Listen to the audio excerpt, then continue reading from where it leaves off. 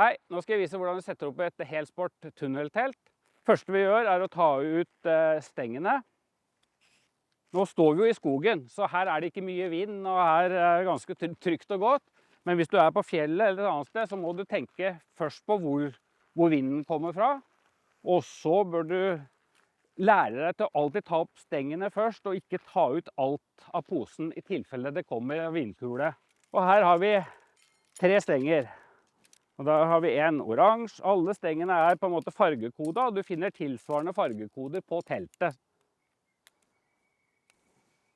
Alle teltene leveres også med en ekstra reserveledd. Pluggene, de kan jeg bare ta ut med en gang. Og så tar vi ut teltet. Her har vi teltet ute. Hvis man er på et vindutsatt sted, så bør man legge en stein på, eller legge dette i sekken. Nå legger jeg det bare på bakken. På våre nye telt så har vi fargekoda, så når jeg ser denne her, som har en oransje farge, så vet jeg at det er bakenden på teltet. Og det er den jeg skal ha tak i først.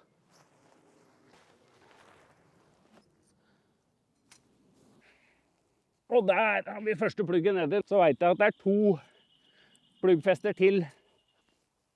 Der og der. Da kan det godt blåse litt, da gjør det ingenting, for nå er teltet sikret med plugger. Alle helsporttelt, så 3 stengene fra ene siden, så stopper de i andre siden. Så her er det 2 stenger som er like lange, som er en farge, og 1 steng i en annen farge. Og det er korresponderende farger, der vi skal 3 stengene inn. Her er det oransje, denne stangen er oransje, da går det inn der. Der butter den i enden, jeg er sikker på at han er der. Og så i stangkoppen. Det var 1 stang. Så går jeg videre. Her kom det en grå farge, da vet jeg at det er den grå stanga som skal inn. Sånn. Og så er det 1 stang til. Her behøver jeg ikke gjette hvilken farge det er engang. Og den er i stangkoppen. Alle stengene er tredd, da tar jeg tak i en plugg eller 3. Tar tak i den enden av teltet, og så rygger jeg bare tilbake, samtidig som jeg blåser opp teltet.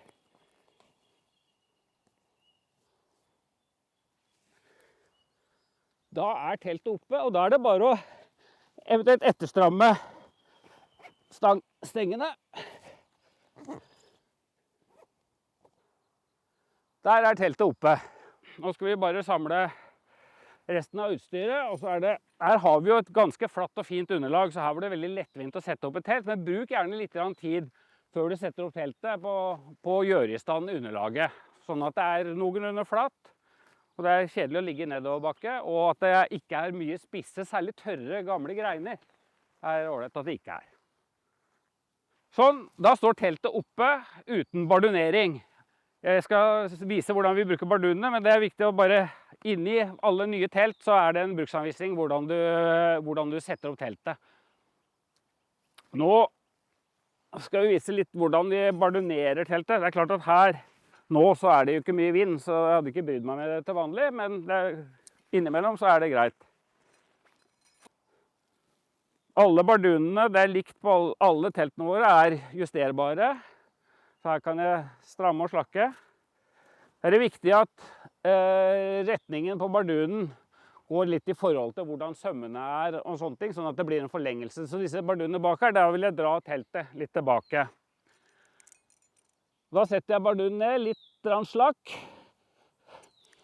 Og så kan jeg etterstramme. Nå skal ikke det strammes veldig hardt, det skal ikke være pianostreng. Det skal være litt slakk.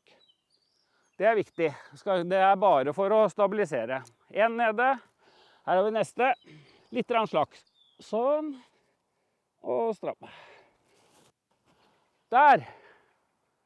Nå begynner teltet å se stramt og fint ut. I tillegg så går det an å etterstramme alle pluggfestene på de fleste teltene våre. Så da kan man etterstramme her hvis man har behov for å dra til enda litt mer.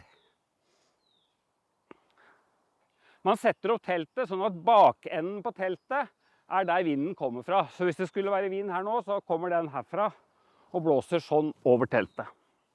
Ta med posen, og skal jeg gå inn i teltet. Da er vi klare for å legge oss. Sånn.